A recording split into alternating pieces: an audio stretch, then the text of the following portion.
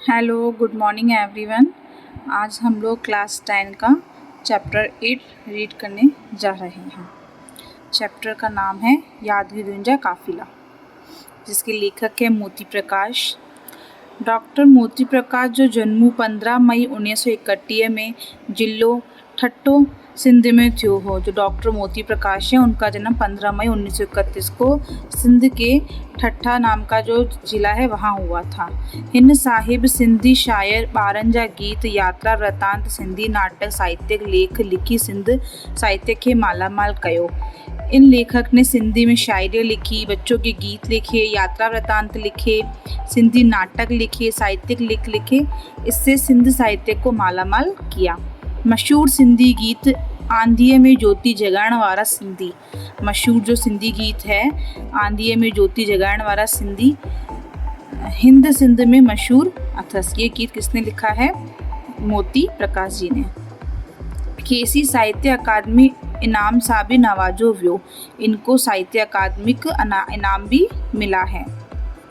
अब इनकी एक यादगिरी जो काफिला है, मतलब इनकी एक यादें हैं जिनके बारे में इस चैप्टर में वर्णन कर रहे हैं, उसके बारे में पढ़ते हैं हम लोग। वो कहिड़ो दर्दू हो जही मूंखे 37 साल घणो जिया पीड़ियो हो। मतलब वो कैसा दर्द था जो मैंने 37 साल तक जिया, उसको सोचा। वह कहिड़ी तार हुई जेका ॾींहं राति पल पल रूह खे ताड़ींदी रही हुई। वह कहिड़ी तार हुई, वो कौन सी तार थी जो दिन रात पल पल मेरी रूह को, मेरी आत्मा को तड़पा रही थी। वो कहिड़ो एहसासु हो जेको पंहिंजनि सां घेरियलु हूंदे भी दिल खे अकेलाई जे बोझ खां हेठा दबाए रहियो हो। वो कौन सा एहसास था जो अपनों के साथ होने के बाद भी दिल के अकेलाई, मतलब दिल में अकेलापन लेकर के उसके बोझ से मुझे दबा रहा था। मूं वॾा वॾा शहर ॾिठा आहिनि, मैंने बड़े बड़े शहर देखे हैं। आसमान सां गजंदड़ इमारतुनि जी ऊंचाई पंहिंजे नज़रुनि सां मापी आहे। आसमान से मिलती हुई बड़ी बड़ी इमारतें उन्होंने अपनी नज़रों से देखी हैं। केतिरी क़ौमुनि जी केतिरी ॿोलियूं ॻाल्हाईंदड़ माण्हुनि सां गुफ्तगू कई है।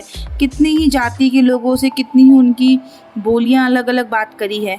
कोई भी दिल जे कहीं कुंड में अकेलाई जी अहिड़ी गुग ऊंधाई आहे जो मां शहरनि में रही भी रहियो आहियां।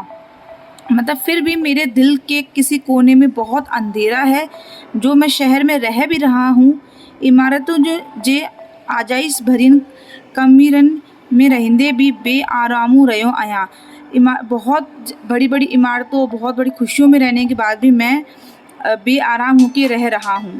पंहिंजनि सां ॻाल्हाईंदड़ भी धारियो रहियो आहियां। अपनों से बात करते हुए भी पराया महसूस करता हूँ। सुख मिलंदे भी बेचैन रहियो आहियां। सुख मिलता है फिर भी बेचैन महसूस करता हूँ। पेनारी वहाँ जे कंधीअ ते मुंहिंजो नंढड़ो ॻोठ धड़ो। पेनारी नदी जो थी उसके किनारे पे इनका छोटा गांव था धड़ो, जिसका नाम था धड़ो। दुनिया जे नक्शे ते हिक बुढ़ीअ जी हैसियत भी नथो रखे। न उन जे हवा में अतुर जी खुशबू आहे, न उन जे खूह ऐं वाह जे पाणीअ में अमृत ओतियल आहे। कि जो पेनारी वहा है उसके वहाँ पे न तो बहुत अच्छी खुशबू है, न बहुत अच्छा अमृत का पानी है उसमें, न हुन जी गिट्टियूं कुशाइंदियूं ऐं साफ़ सुथरियूं आहिनि। उसकी जो गलियां हैं साफ़ सुथरी भी नहीं है और कुशाइंदी मतलब खुशबू वाली भी नहीं है। उन जे अक या बबुर के वणियुनि में रंगारंगी फूल आहिनि, न उसके आसपास में बहुत अच्छे फूल हैं, रंग बिरंगी चीज़ें हैं। कोई भी ॼाणो तो त वो मुंहिंजो ॻोठ आहे। फिर भी मैं समझता हूँ कि वो मेरा गाँव है, मेरे ॻोठ है। वो मुंहिंजी मिट्टी है, वो मेरी मिट्टी है। वो मुंहिंजी हवा आहे, वो मेरी हवा है। ऐं वो मुंहिंजी वण आहिनि और वो मेरे पेड़ हैं। मुंहिंजी रूह बादलूं बणिजी उन्हनि मथां छांव कंदो आहे। जो मेरी रूह है, मेरी आत्मा है, उनको देख करके मेरे को उन्हनि जी रूह बणिजी, मुंहिंजी रूह बादलूं बणिजी, मतलब उनकी जो रूह है वो बादल बन के उनके ऊपर हवा छांव करती है। ऐं बरसातियुनि जी सन्नियूं बूंदूं थी बुनियुनि ॿारनि रस्तनि चारनि ते छिड़कारू कंदो आहे। अॼु उहो मुंहिंजो ॻोठ न आहे, इहो न मुंहिंजो मनु तो मने न मुंहिंजो मस्तक। आज वो मेरा गांव नहीं है, न मेरा मन मानता है न मेरा मस्तक मानता है। तू हुते ही पंहिंजो पहिरियों साहूं खयो हो ऐं मूंखे केरु तो रोके सघे त मां इहा चाहीना करियां त मुंहिंजो आखिरी पसाहू भी उते खजे। मतलब कवि बोल रहा है कि मैंने वहाँ पे अपनी पहली सांस ली थी और मुझे कौन रोक सकता है कि मैं अपनी अंतिम सांस भी वहीं पे लूं। मूं निंड ऐं जाग में पंहिंजे ॻोठ जा सपना ॾिठा आहिनि। कवि बोल रहा है कि मैंने सोते हुए भी और जागते हुए भी अपने गांव के सपने देखे हैं। कई घुमीरा यादगिरियुनि जे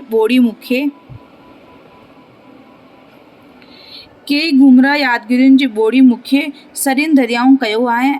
मतलब बहुत सारी यादें हैं जो मुझे याद आती हैं वहाँ की। ऐं मूं पंहिंजिन हथनि ऐं बाजुनि जी ताक़त सां पाण खे कंधीअ ते पहुचाइण जी कोशिश कई है। मैंने अपने बाजू की और हाथों की ताकत से अपने आप को कंधे पे पहुंचाने की कोशिश करी है। कोई भी सुपीननि जे सैलाब जे घेरे में सदा ही रहियो आहियां, फिर भी मैं अपने सपनों के सैलाब में सदा रहा हूँ। मुझे याद है पेनारी वाहूं मूंखे समुद्र खां भी वॾो लॻंदो हो। पेनारी नाम की एक नदी है, मतलब एक झरना है, पानी बहता हुआ कोई झरना है, वो कवि को समुद्र से भी बड़ा लगता है। छो जो उन खां अॻु में समुद्र बाबति काफ़ी जाग्राफीअ जे किताबनि में पढ़ियो हो। इन्होंने समुद्र के बारे में जोग्राफी की बुक में पढ़ा था। पहिरियों भेरो समुद्र में नानप घाट जातीअ जे भरिसां संडी बंदर में ॾिठो हो। तॾहिं मां पंहिंजिन वारियुनि में जो मस होसी, तब मैं पंजिन वारियुनि मतलब 5 साल का ही कुल था। दूरी दूरी ताईं पाणीअ जो फहिलाउ जेको बगल टुटल घरनि ऐं दुकाननि जे वीरानियुनि खे अञा भी वधाए रहियो आहे। दूर दूर तक पानी का फैलाव था, जो भी मतलब जो टूटा फूटा घर था, दुकानें थी, वो उनके आगे भी रहता था। संडी बंदर जो इहो समुद्र भी पेनारीअ खां नंढो लॻंदो हो। मतलब संडी नाम का एक बंदरगाह था जो पेनारी से भी छोटा लगता था। उन्हारे में जॾहिं पेनारीअ में पानी अचण जी ख़बर ॻोठ में पहुंचंदी हुई, जब गर्मी के मौसम में पेनारी में पानी आता था, जब खबर पहुंचती थी लोगों को, त ॻोठ जा हिंदू ऐं मुसलमान दुलारायूं ऐं शरनायुनि खे साणू करे 2-3 मील अॻियां वञी पेनारीअ जे पाणीअ जी आजिया कंदा हुआ।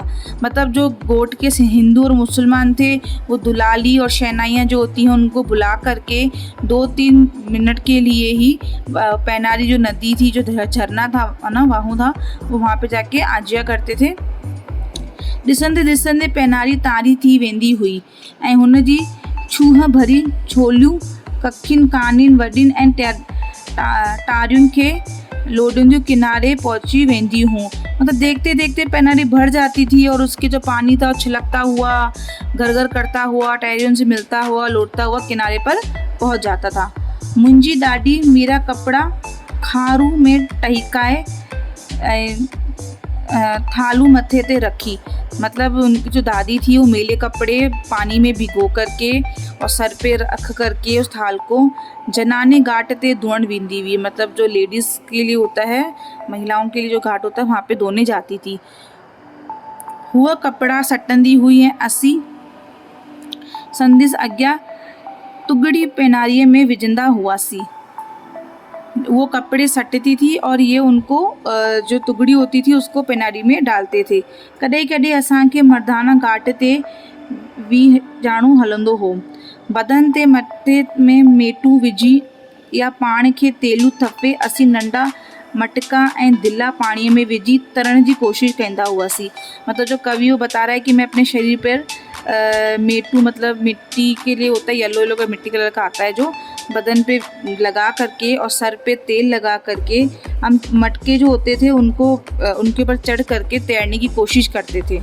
यह ताफ़ोड़ हणंदे भी आऊं वॾो थी न सघियसि जो हिकु भरी खां वरी ॿिए भारी पहुची वञा।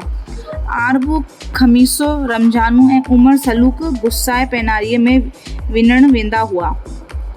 आऊं मोकल जो गिड़ू लॻण ते किताबुनि जा फोटड़ा ॻिचीअ में लटकाए घरी वञण बदिरां पेनारीअ जे पुल ॾांहूं कुंदो होसी ऐं कलाक किनारे ते हसीरत भरे निगाहों सां खेसनी तरंदो घुड़ंदो ऐं ॾिसंदो रहंदो। मतलब जो कवि है वो ये बोलना चाह रहा है, वो ये बोलना चाह रहा है कि मैं जब स्कूल जाता था तो स्कूल से घर नहीं आता था, बल्कि वहीं किनारे पे बैठा रहता था और किनारे पे पानी को देखता रहता था। हुन वहींदे थोरे वडेरो थियसि त कॾहिं बाबो मूंखे साणू करे सीताराम जे। जब मैं थोड़ा बड़ा हुआ तो जो उसके बाबा थे वो उसको बुला करके सीताराम जे हटड़ीअ वटी स्नानु करण हलंदो हो। मतलब सीताराम की जो हटड़ी होती थी उसके पास में नहाने के लिए ले जाते थे। बाबो स्नानु कंदे थोरो परभरो वेंदो हो ऐं आऊं किनारे ते भी ही ॾकण लॻंदो हुअसि। जो बाबा थे वो स्नान करने के लिए थोड़ा दूर तक चले जाते थे, और लेकिन ये जो कवि थे ये किनारे पे ही ढकते रहते थे। ढकने को बोलते हैं